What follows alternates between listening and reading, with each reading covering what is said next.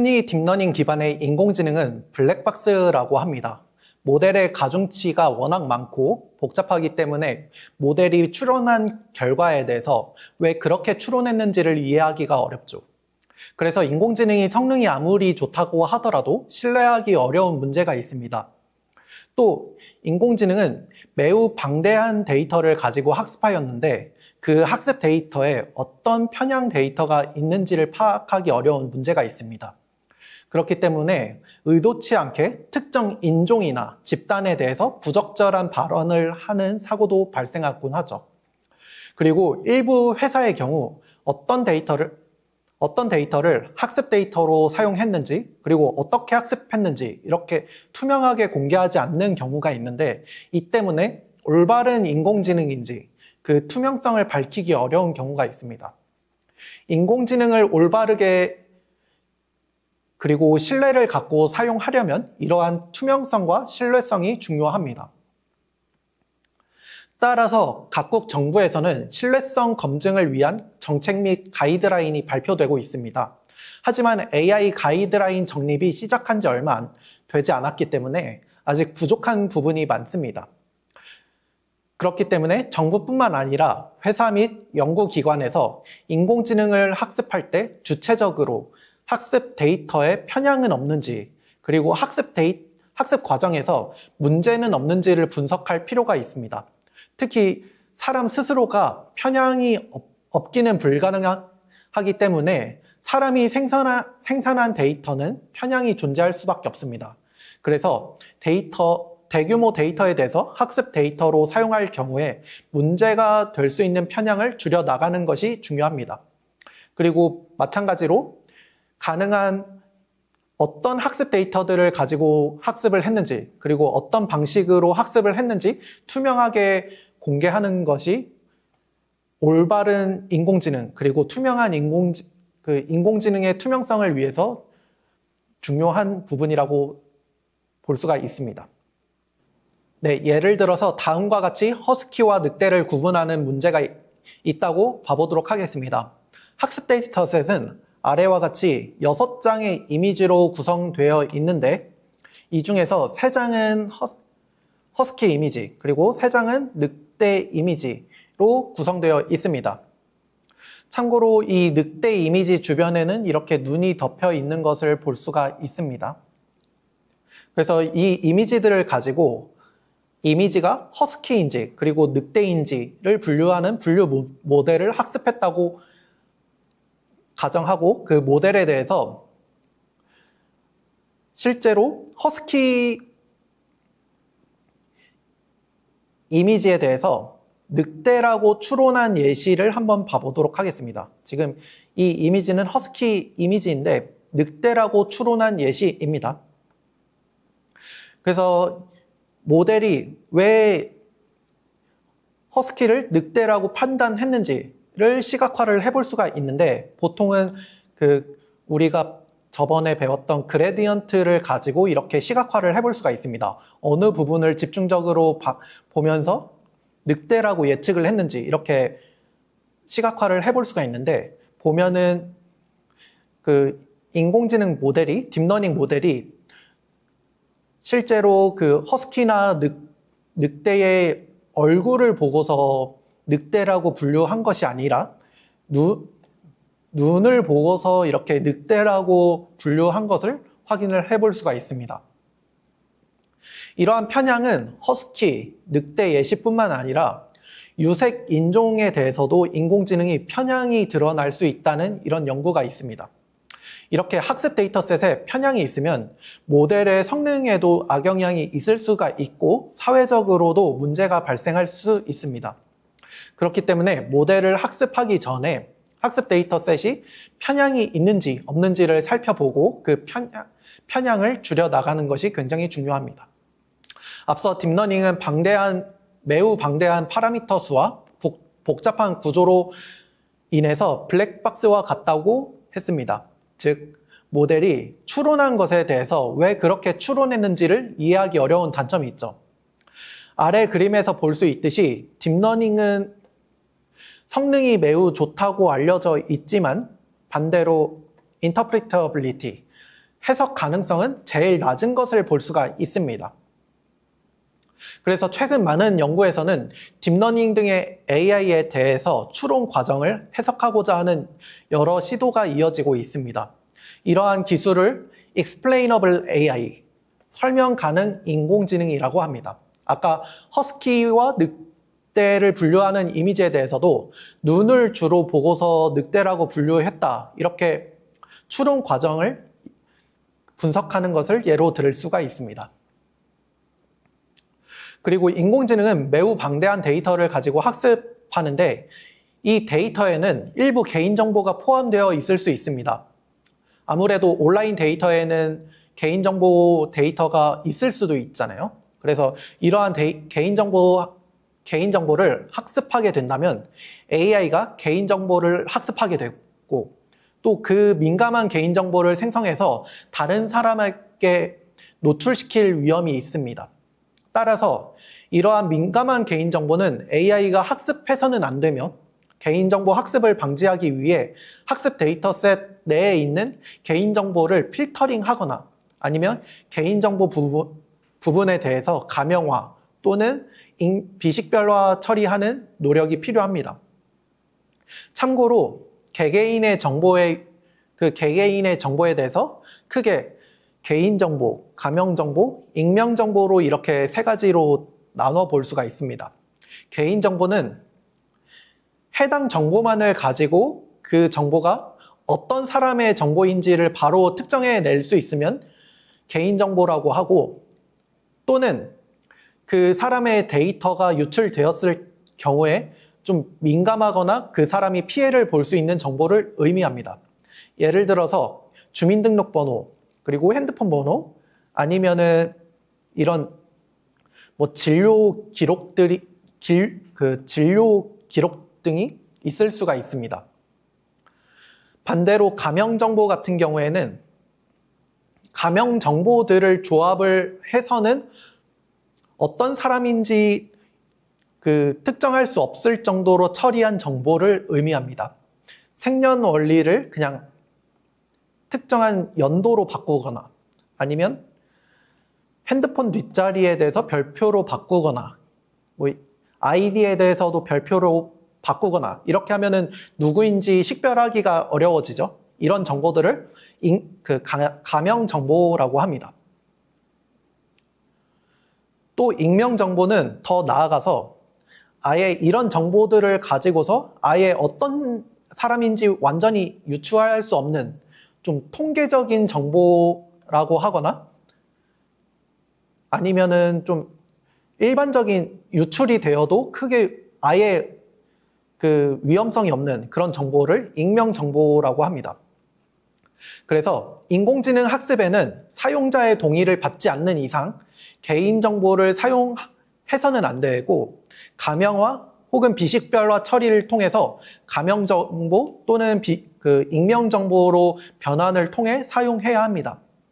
그래서 최근 텍스트 그리고 이미지와 같은 비정형 데이터에 대해서 가명화, 비식별화 처리하는 기술들이 많이 연구되고 있습니다. 앞서 여러 서비스에서 컨티뉴얼 러닝을 통해 사용자의 피드백 및 인터랙션을 통해서 모델이 지속적으로 학습을 하고 개선을 진행을 한다고 하였는데요. 하지만 모델 개선을 위해서 핸드폰과 같은 개별 디바이스에 있는 정보를 서버에 전송하기에는 개인정보 유출 등의 위험이 존재합니다. 따라서 사용자의 데이터를 받아서 중앙 데이터 센터에서 모델을 지속적으로 학습하는 것이 아니라 사용자의 개별 디바이스에서 이렇게 개별 디바이스에서 직접적으로 모델을 업데이트를 하고 그 업데이트한 정보만을 중앙 서버로 이렇게 보내고 그 다음에 중앙 서버에서는 전체 사용자들이 보내온 업데이트 정보들을 기준으로 해가지고 최종적으로 모델 업데이트를 하고 그리고 그 모델 업데이트를 한 것을 다시 개별 디바이스에 이렇게 업데이트를 해주는 그런 연합 학습 혹은 Federated Learning이라는 기법이 최근 각광을 받고 있습니다. 이렇게 개별 사용자의 디바이스에 있는 모델들을 업데이트하고 그 업데이트한 정보만 서버에 보내면은 개인정보 유출 위험이 없으며 안전하게 모델을 개선해 나갈 수 있다는 장점이 있습니다.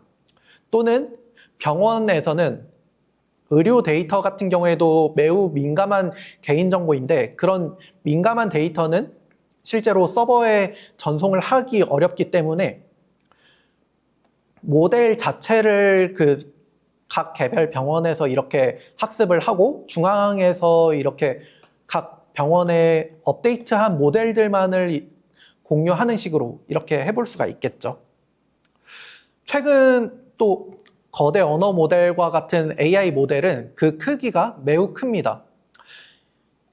이를 통해서 성능이 높다는 장점도 있지만 이를 서비스에 실제로 구동하기 위해서는 매우 많은 GPU가 필요할 뿐만 아니라 추론 속도도 느리다는 단점이 있습니다. 그래서 최근에는 이러한 거대 모델에 대해서 성능을 잃지 않으면서 그 모델의 사이즈를 축소시키거나 가볍게 만드는 기법들이 많이 제한되고 있습니다. 그런 것을 모델의 경량화라고 합니다. 이를 통해서 모델을 구동하기 위해서 필요한 GPU 또는 메모리 자원을 아끼고 추론 속도를 대폭 높일 수 있게 됩니다. 그렇게 되면은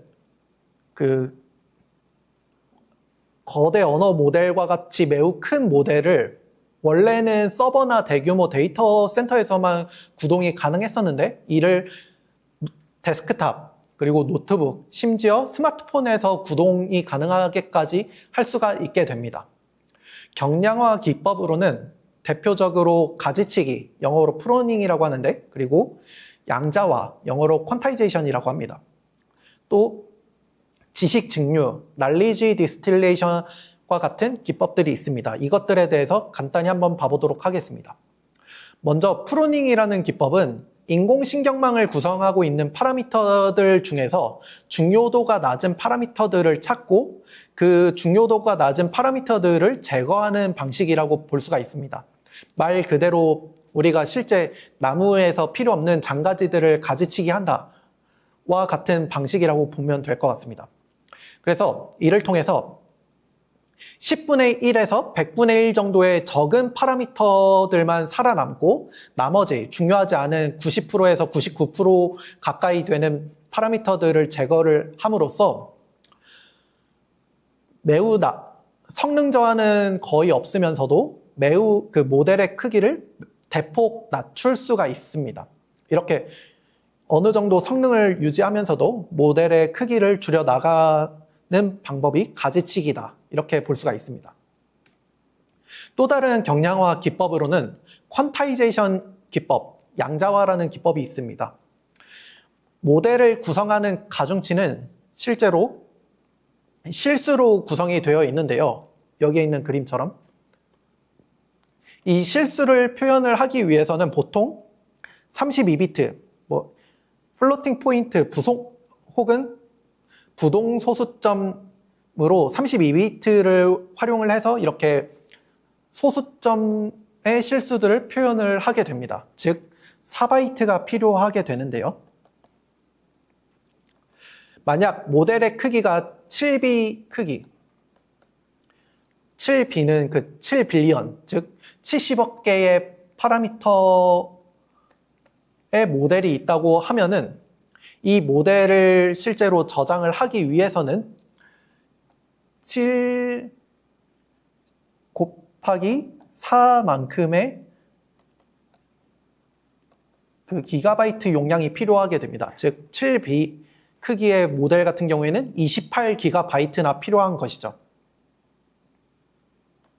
이러한 굉장히 큰 모델은 실제로는 가정용 데스크탑이나 노트북에서는 구동할 수 없는데요. 만약에 이것을 소수점들을 우리가 실제로 의미를 잃지 않으면서 8비트의 인트형으로 정수형으로 변환을 하거나 아니면 8비트의 실수형으로 변환을 할 수 있다면 이 모델의 크기를 그냥 7GB로만 표현을 할 수가 있게 됩니다. 이 8비트는 1바이트이기 때문인데요. 이렇게 4바이트를 1바이트로 굉장히 축소를 시키면은 우리가 성능을 잃지 않으면서도 거의 잃지 않으면서도 모델의 크기를 굉장히 낮출 수 있는 효과를 보일 수가 있게 됩니다. 이처럼 퀀타이제이션은 성능을 유지하면서도 실수를 표현을 하는 정밀도를 낮춰서 모델의 가중치를 표현하는 데 필요한 메모리를 낮춘다 라고 보면 될 것 같습니다. 또 다른 경량화 기법으로는 날리지 디스틸레이션이라는 기법이 있습니다. 먼저 모델의 크기가 매우 크고 성능이 좋은 모델이 학습되었을 때 이 모델을 티처 모델, 교사 모델로 사용을 하게 됩니다. 그리고 티처 모델보다 크기가 훨씬 더 작은 이런 스튜던트 모델을 만들어서 이 스튜던트 모델을 학습을 시킵니다.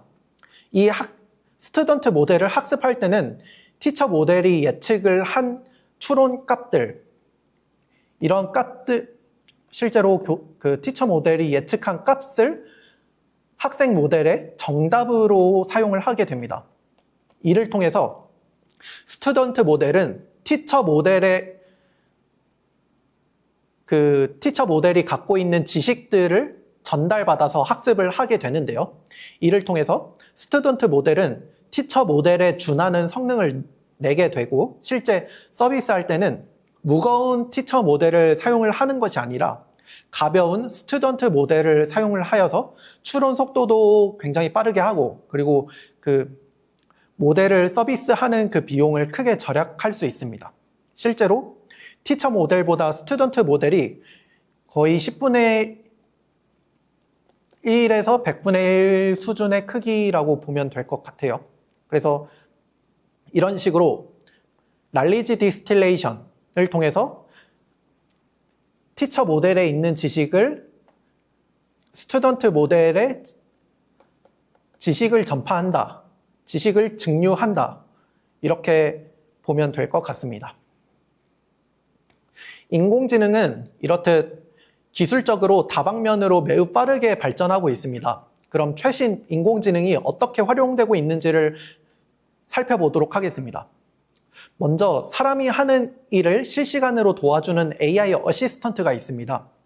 AI 성능이 이미 인간 전문가 수준에 도달하였고 성능, 가격, 속도 면에서 매우 빠르게 발전하고 있는데 이러한 AI를 활용해서 사람이 하는 일을 옆에서 도와준다면 이전보다 사람이 하는 일을 훨씬 더 빠르고 효율적으로 이렇게 개선을 해 나갈 수 있습니다. 즉 업무의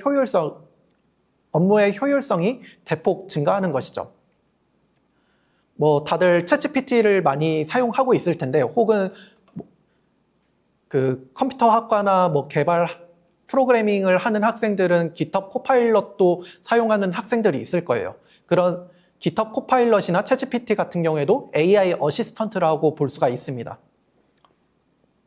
심지어는 최근 연구 중에는 AI가 직접 연구 아이디어를 생성을 하고 그 생성한 연구 아이디어에 대해서 실험을 하고 그 실험한 결과에 대해서 논문까지 작성을 하는 이런 AI까지도 나오기도 했습니다. 물론 아직은 그 가능성만 보인 단계이지만 앞으로는 이런 AI 어시스턴트가 사람이 하는 고차원적인 업무까지도 도와줄 수 있을 것으로 보입니다. 그리고 최근에는 이미지와 텍스트, 소리, 심지어 영상까지도 결합해서 이해하고 생성하는 기술들이 나오고 있습니다. 왼쪽 그림은 미드저니라는 이미지 생성 모델을 이용을 해서 텍스트 프롬프트를 통해서 생성한 이미지입니다. 놀랍게도 해당 이미지가 미국의 미술 컨테스트에서 1등을 하였습니다. 심사위원들이 사람이 그린 그림인지 아닌지를 분별하지 못할 정도로 그리고 심미적으로 굉장히 아름다운 이미지를 생성을 했다는 것이죠. 그리고 오른쪽 그림은 오픈 AI의 소라라는 비디오 생성 모델로 모델이 생성한 동영상입니다. 이는 텍스트 프롬프트만으로 동영상을 이렇게 생성을 한 것인데요. 이렇게 지금 A little of golden retriever 이렇게 해가지고 텍스트를 넣으면 그 텍스트에 맞는 동영상을 이렇게 생성을 했다라고 보면 될 것 같습니다. 아직은 1분 이내에 짧은 동영상만 생성을 하지만 그 퀄리티가 매우 현실적인 것을 볼 수가 있습니다. 이러한 멀티모달 AI는 벌써 지금도 예술, 영화, 방송, 게임 등에서 매우 적극적으로 활용되고 있습니다. 또한 아까 소개한 오픈AI의 O1과 같은 거대 언어 모델 같은 경우에는 언어 지식뿐만 아니라 수학과 프로그래밍에서도 인간 상위권 수준에 도달한 것을 볼 수가 있는데요. 이를 통해서 수학 난제를 풀거나 새로운 효율적인 알고리즘을 탐색하는 등 널리 활용되고 있습니다. 또한 프로그래밍 개발자들이 코드를 구현을 할 때 실시간으로 그 코드를 작성하는 것을 도와줌으로써 개발 효율이 매우 높아지고 있습니다. 여기에 있는 것처럼 그 생성 모델이 알고리즘 혹은 코드 작성에 대해서도 성능이 매우 높은 것을 볼 수가 있는데, 이를 통해서 그 개발자들이 업무 효율을 굉장히 높여주는 걸 볼 수가 있죠. 혹은 그 코딩이라는 것은 컴퓨터학과 혹은 그와 관련된 학과 학생들 혹은 전공생들만 할 수 있었던 능력이었었는데, 이 장벽이 굉장히 낮아지는 효과도 있는 것이죠. 네. 또한 최근 인공지능은 물리학, 화학과 생물학 등 기초과학에도 널리 적용되고 있습니다. 실제로 구글 딥마인드의 알파폴드는 분자 구조를 예측하는 데 성공하였고, 이를 통해서 질병 치료, 신약 개발 등에도 적극 적용되고 있습니다. 이러한 공로로 데미스 하사비스라는 구글 딥마인드의 대표는 실제로 노벨 화학상을 수상하기도 하였습니다. 최신 인공지능은 게임 AI와 군사 분야에도 적극적으로 활용되고 있습니다. 알파고의 핵심 기술인 강화학습을 스타크래프트에 적용하여 스스로 전략을 세우고 유닛을 컨트롤하는 게임 AI가 나오기도 하고, 심지어 스타크래프트 세계 챔피언을 이기기도 하였습니다. 이는 최근 많은 국가에서 국방 쪽에도 적용하고 있습니다. 차세대 무인 전투기 및 드론 등에는 AI가 탑재되고 있습니다. 오른쪽 영상을 잠깐 봐보도록 하겠습니다. 인공지능이 조종하는 전투기와 인간 조종사가 모는 전투기가 하늘에서 맞붙는다면 누가 이길까? 미국에서 AI 전투기와 유인 전투기의 공중전 시험이 처음으로 실시됐다고 미국 뉴스위크가 20일 보도했습니다. 보도에 따르면 미 국방부 산하 고등계획연구국은 지난해 9월 미 캘리포니아 에드워즈 공군기지 상공에서 이루어진 이 시험의 일부를 공개했습니다. 당시 AI가 조종하는 F-16 개조 전투기와 인간 조종사가 보는 F-16이 최대 시속 1932km로 상대방 주변을 비행했습니다. AI의 F-16이 방어 및 공격 기동을 하며 유인 전투기에 약 610m까지 근접했습니다. 가시거리 내 근접 공중전으로 불리는 이른바 도그파이트가 벌어진 것입니다. 참고로 해당 뉴스의 앵커 또한 AI 앵커로 텍스트를 음성으로 변환하는 텍스트 투 스피치, TTS 기술이 적용되어 있습니다.